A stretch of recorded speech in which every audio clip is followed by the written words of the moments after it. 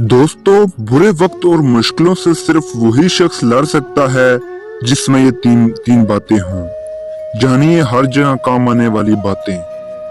अगर आप पाकिस्तान को एक अजीम मुल्क देखना चाहते हैं तो अपने आराम और आसाइश और तफरीहों को भूल जाएं। जितना ज्यादा काम कर सकते हैं करें और ज्यादा से ज्यादा वक्त दें।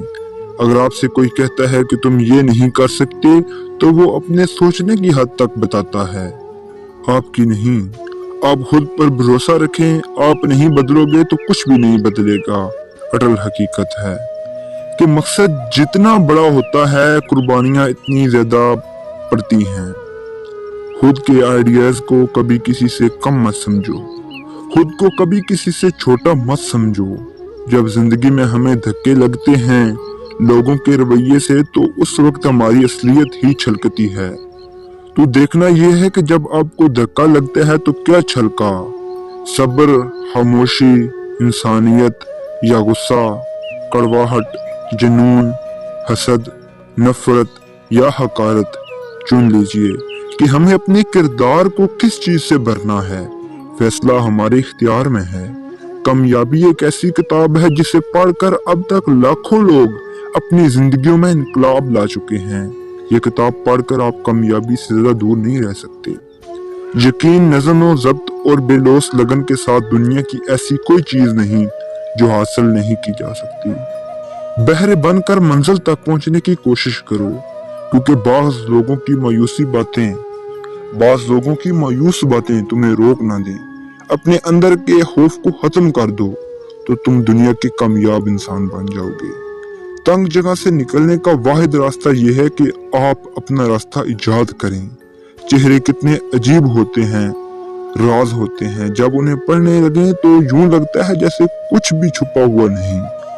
दूसरी दफा नजर डालें तो दोबारा शुरू से पढ़ना पड़ता है, यूं जैसे किताब का वर्क उल्ट गया हो। कुछ लोग ऐसे होते हैं जिनकी ख्वाहिशात की कोई इंतहा नहीं होती। वो हर इंसानी खूबी और सिफ्त से खुद को महरूम कर लेती हैं। दरिया के किनारे बैठकर भी उनका पानी नजर नहीं आता। आप अपने जहन से निकाल दें कि आजकल के मर्द को आपका जिस्म नहीं चाहिए। कोई आपके साथ जितना भी मुखलिस हैं, और इस बात को कभी ना भूलें कि ये फितरती चीज है। मर्द में और आपका वास्ता आजकल के मर्द से पड़ा है।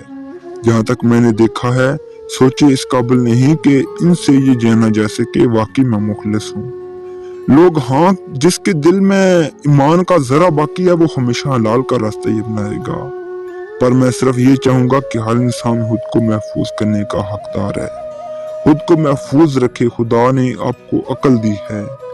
आजकल के लोगों का जहनी फहाशी से भरे हुए हैं, और ये किससे बात करने से जाहिर नहीं होगी, क्योंकि हर किसी के पास अब अल्फाज हैं जिसको किरदार ढाल बन सके, इस्तेमाल हो सके। औरत को हर तरह की बदनामी से बचने के लिए एक घर की जरूरत होती है, और मर्द को दिन रात गुलामी करने वाली नौकर की। ऐसी औरत से बढ़कर कोई अच्छा नौकर नहीं मिल सकता। इसलिए रोटी कपड़ा मंजूर करके मर्द ये सौदा मंजूर कर लेता है, और इसे हमारे शहर में ब्याह के नाम से याद किया जाता है। वस्सलाम।